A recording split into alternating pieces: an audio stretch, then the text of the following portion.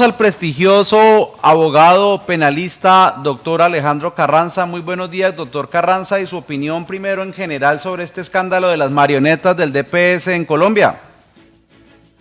Muy buenos días, un saludo especial para Juan Pablo, para todos los televidentes y radioescuchas de Ecos del Conveyman. Pues en efecto, este es otro escándalo que nos muestra cómo es que la contratación pública se ha venido instrumentalizando sencillamente para conseguir nuevas maquinarias políticas. Eso es lo que revela esta situación pues tan bochornosa. Claro que sí. ¿Qué podría pasar después del intento de imputación de cargos ayer de Pierre Eugenio García, tolimense, hijo de senador de la República, uribista, pero que no aceptó cargos? Y la fiscalía dice que así él no conozca todo el entramado que según ella o la misma fiscalía él mismo elaboró, de todas maneras es culpable. ¿Qué es lo que le puede esperar a Pierre García y sus presuntos cómplices? Pues mire, la fiscalía en este caso tiene algo que se llama inferencia razonable. La inferencia razonable es un entendimiento, unas razones acompañadas de unos elementos de prueba que le permiten llegar a establecer que hay una autoría, que hay una participación en unas conductas.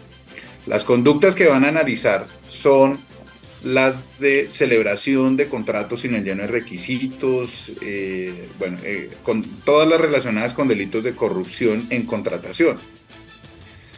Resulta que la Corte Suprema de Justicia ya decantó esas problemáticas en las que los directores de las entidades territoriales, los directores de las instituciones de contratación pública llegaban a decir, como decía Samper, eso fue a mis espaldas, yo no fui, yo no revisé, yo no miré, eso no me correspondía a mí. Y al contrario, la Corte Suprema de Justicia ha establecido si le corresponde, si tiene que revisar, si tiene que verificar.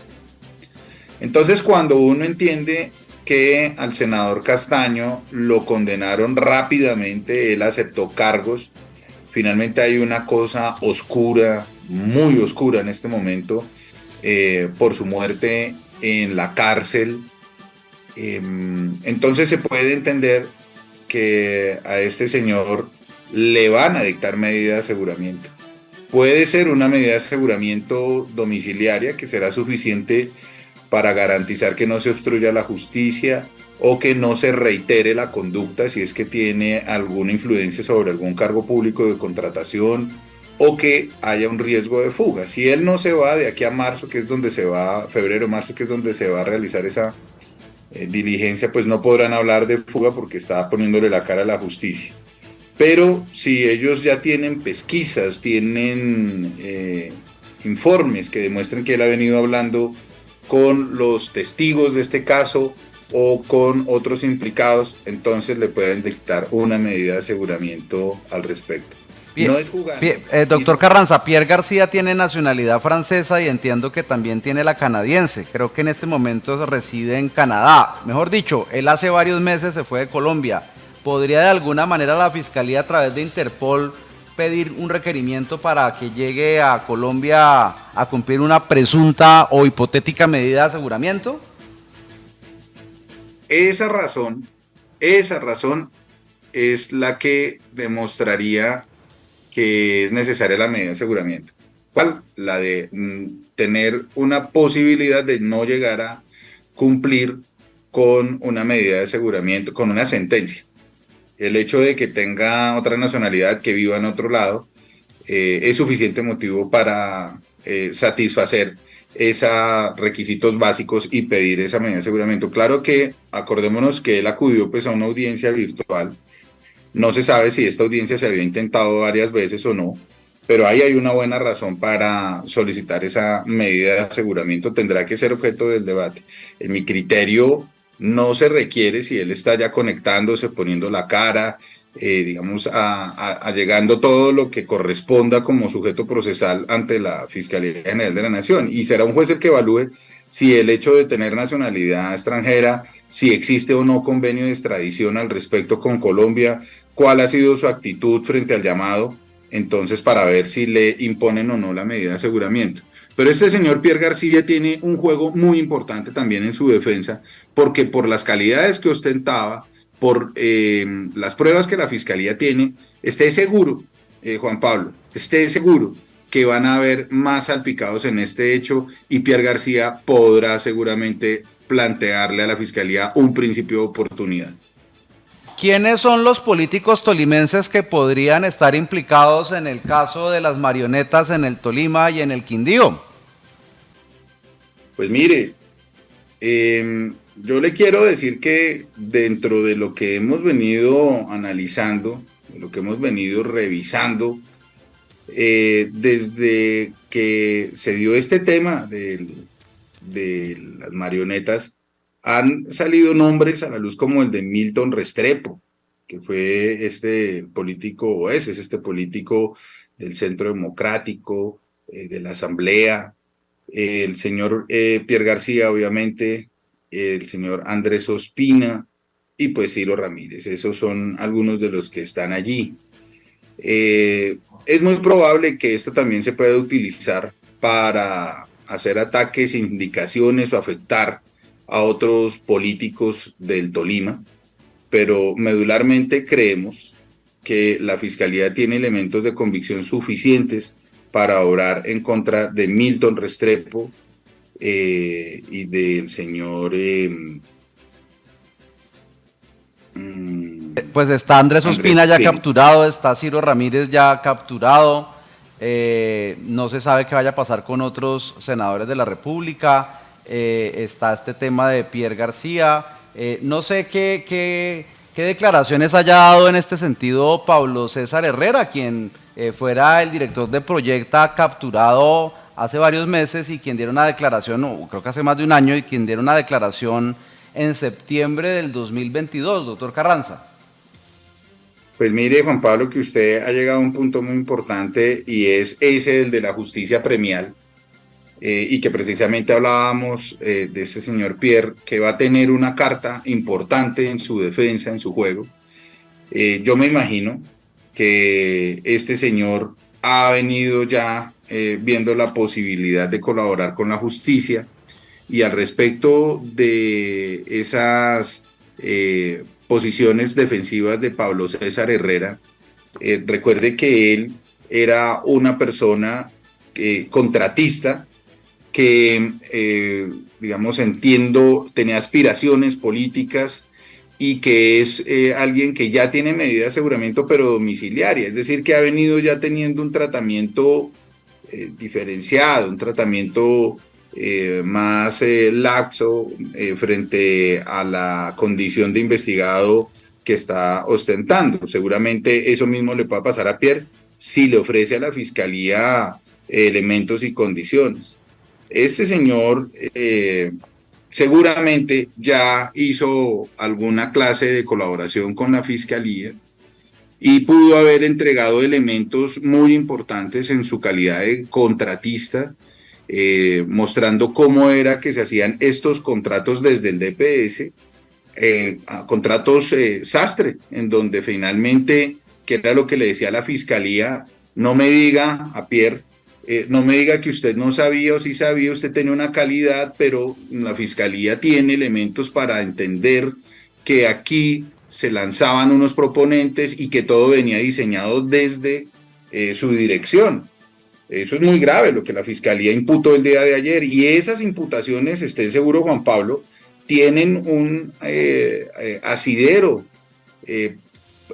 probatorio y eso no es casualidad que venga así, eso seguramente viene por parte de los principios de oportunidad de alguno de estos que ya sencillamente dicen, mire, a mí deme lo más pasito posible, yo colaboro, eso en el derecho penal se llama la justicia premial, que consiste en que usted le puedan desactivar la investigación penal o le den unas consideraciones especiales para cambiarle un delito o una condena por un delito con una pena menor. Lo que yo le puedo decir desde ya es que este señor Pablo es un señor que está en domiciliaria y que es muy probable, es obvio, es lógico que esté negociando con la fiscalía y a partir de allí, mire, hay una llamada a imputación, no hubo captura para Pierre, sí la hubo para Ciro Ramírez, ahí está pasando algo, ahí hay cosas, digamos, más profundas y más claras